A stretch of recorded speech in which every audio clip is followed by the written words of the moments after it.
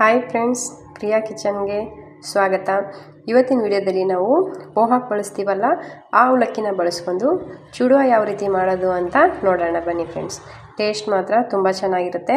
ಮೊದಲಿಗೆ ಗ್ಯಾಸ್ ಮೇಲೆ ಒಂದು ಪಾತ್ರೆ ಇಟ್ಕೊಂಡು ಅದಕ್ಕೆ 1-2 ಟೇಬಲ್ ಸ್ಪೂನ್ ಅಷ್ಟು ಆಯಿಲ್ ಹಾಕೊಳ್ಳಿ.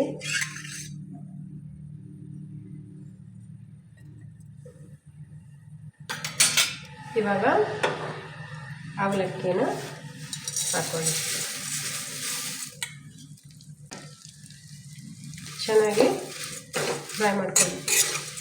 ಎಲ್ಲಿಗಂಟ ಫ್ರೈ ಮಾಡ್ಕೋಬೇಕು ಅಂದರೆ ಇದು ಫುಲ್ಲು ಕ್ರಿಸ್ಪಿ ಆಗಬೇಕು. ಯಾವುದೇ ಕಾರಣಕ್ಕೂ ಗ್ಯಾಸ್ನ ದೊಡ್ಡದಾಗಿ ಇಟ್ಕೋಬಾರ್ದು. ಮೀಡಿಯಮ್ ಇಲ್ಲಾಂದರೆ ಸಣ್ಣ ಉರಿಲಿ ಇಟ್ಕೊಂಡು ಚೆನ್ನಾಗಿ ಫ್ರೈ ಮಾಡ್ಕೊಳ್ಳಿ. ಚೆನ್ನಾಗಿ ಫ್ರೈ ಆಗಬೇಕು. ಇದು ಫುಲ್ಲು ಕ್ರಿಸ್ಪಿನೆಸ್ ಬರಬೇಕು. ಅಲ್ಲಿಗಂಟ ಫ್ರೈ ಮಾಡ್ಕೋಬೇಕು. ಇಲ್ಲ ಒಂದು 8ರಿಂದ 10 ನಿಮಿಷ ಆಗ್ಬೋದು ಫ್ರೈ ಮಾಡ್ಕೊಳ್ಳೋಕ್ಕೆ. ನೋಡಿ ಫ್ರೆಂಡ್ಸ್, ಇದು ಚೆನ್ನಾಗಿ ಫ್ರೈ ಆಗಿದೆ. ಇಲ್ಲ ಅಂದರೂ ಒಂದು 10 ನಿಮಿಷ ಆಯಿತು ನಾನು ಫ್ರೈ ಮಾಡ್ಕೊಳಕತ್ತಿ. ನೋಡಿ, ಈ ಥರ ಒಂಚೂರು ಲೈಟಾಗಿ ರೆಡ್ ಕಲರ್ ಆಗುತ್ತೆ. ಮತ್ತು ಅವಲಕ್ಕಿದು ಒಂಥರ ಘಮ ಬರುತ್ತೆ. ಈ ಥರ ಲೈಟಾಗಿ ಕೆಂಪು ಕಲರ್ ಆಗಿದೆ. ಚೆನ್ನಾಗಿ ರೋಸ್ಟ್ ಆಗಿರುತ್ತೆ. ಗ್ಯಾಸ್ ಆಫ್ ಮಾಡ್ಕೊಳ್ಳೋಣ. ಇವಾಗ ತಿರ್ಗಾ ಅದೇ ಬಾಣಲೆಗೆ ಒಂದು 4 ಟೇಬಲ್ ಸ್ಪೂನ್ ಅಷ್ಟು ಆಯಿಲ್ ಹಾಕೊಳ್ಳೋಣ.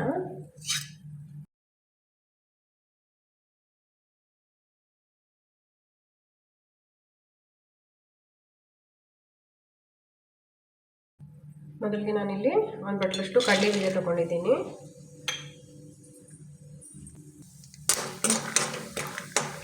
ಇದನ್ನು ರೋಸ್ಟ್ ಮಾಡಿ ತೆಕ್ಕೊಳ್ಳೋಣ.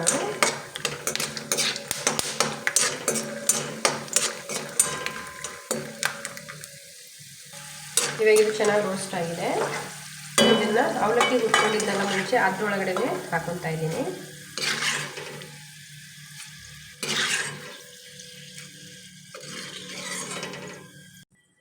ಹಾಗೆ 1 ಬಟ್ಲಷ್ಟು ಕಡಲೆಪಪ್ಪು ಹಾಕೊತಾ ಇದ್ದೀನಿ.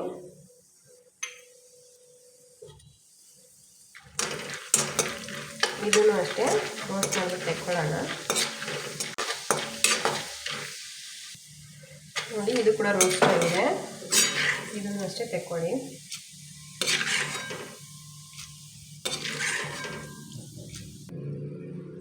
ಇವಾಗ ಒಂದು ಅರ್ಧ ಬಟ್ಲಷ್ಟು ತೆಂಗಿನಕಾಯಿ ಹಾಕ್ಕೊಂಡಿದ್ದೀನಿ. ಇದು ಡ್ರೈ ತೆಂಗಿನಕಾಯಿ. ಇದನ್ನು ಅಷ್ಟೇ ಲೈಟಾಗಿ ರೋಸ್ಟ್ ಮಾಡಿ ತೆಕ್ಕೊಳ್ಳೋಣ.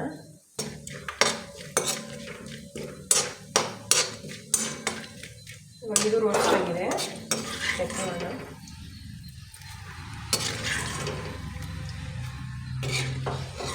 ಇದಕ್ಕೆ ನಾನೊಂದು 4 ಹಸಿಮೆಣಸಿನಕಾಯಿ ತೊಗೊಂಡಿದ್ದೀನಿ. ನೀವು ಬೇಕಂದರೆ ಚಿಕ್ಕ ಚಿಕ್ಕದಾಗೂ ಕಟ್ ಮಾಡ್ಕೊಬೋದು. ನಾನು ಈಗ ಉದ್ದ ಕಟ್ ಮಾಡ್ಕೊಂಡಿದ್ದೀನಿ. ಇದನ್ನು ಅಷ್ಟೇ ಚೆನ್ನಾಗಿ ಫ್ರೈ ಮಾಡ್ಕೊಂಡು ತೆಕ್ಕೊಳ್ಳಿ. ನೋಡಿ, ಇದು ಕೂಡ ಚೆನ್ನಾಗಿ ಫ್ರೈ ಆಗಿದೆ. ನೀವು ಬೇಕಾದರೆ ಒಣಗಿರೋ ಮೆಣಸಿನಕಾಯಿ ಇದ್ದರೆ ಅದನ್ನು ಕೂಡ ಹಾಕೋಬೋದು. ಇದನ್ನು ತೆಕ್ಕೊಳ್ಳೋಣ.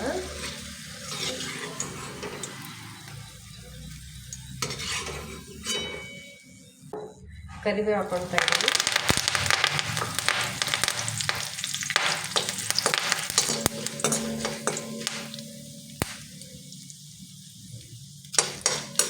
ಇವಾಗ ಇದು ರೋಸ್ಟ್ ಆಗಿದೆ, ತೆಕ್ಕೊಳ್ಳೋಣ.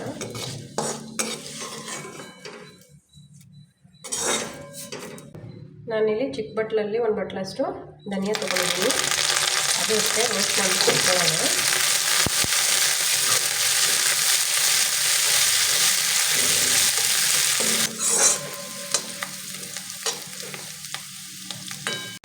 ಚೆನ್ನಾಗಿ ಫ್ರೈ ಆಗಿದೆ.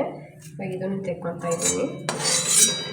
1 ಟೇಬಲ್ ಸ್ಪೂನ್ ಅಷ್ಟು ಆಯಿಲ್ ಅದರಲ್ಲಿದೆ. ಇನ್ನೂ 1 ಟೇಬಲ್ ಸ್ಪೂನ್ ಅಷ್ಟು ಹಾಕೊಳ್ಳೋಣ. ಒಂದು ಜಜ್ಜಿರೋ ಬೆಳ್ಳುಳ್ಳಿ ಹಾಕೊತಾ ಇದ್ದೀನಿ.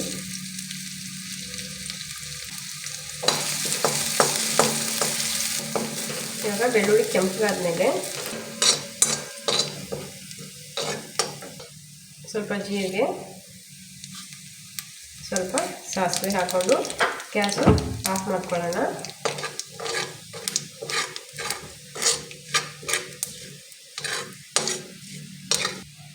ರುಚಿ ಬೇಕಾದಷ್ಟು ಉಪ್ಪು, ಅರಿಶಿನ,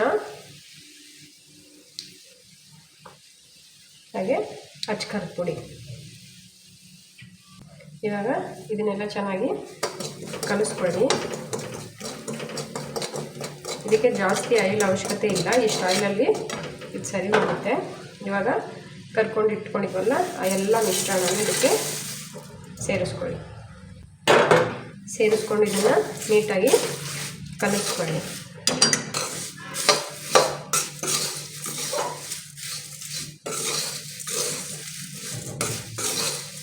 ನೋಡಿ ಫ್ರೆಂಡ್ಸ್, ರೆಡಿಯಾಗಿದೆ.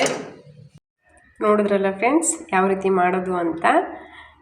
ಟೇಸ್ಟ್ ಕೂಡ ಅಷ್ಟೇ ತುಂಬ ಚೆನ್ನಾಗಿರುತ್ತೆ ಫ್ರೆಂಡ್ಸ್. ನಾನು ಹೇಳಿದೆ ಅಂತ ಒಂದ್ಸರಿ ಟ್ರೈ ಮಾಡಿಬಿಟ್ಟು ನೋಡಿ ಹೇಗಿತ್ತು ಅಂತ ಕಮೆಂಟ್ ಮೂಲಕ ತಿಳಿಸಿ.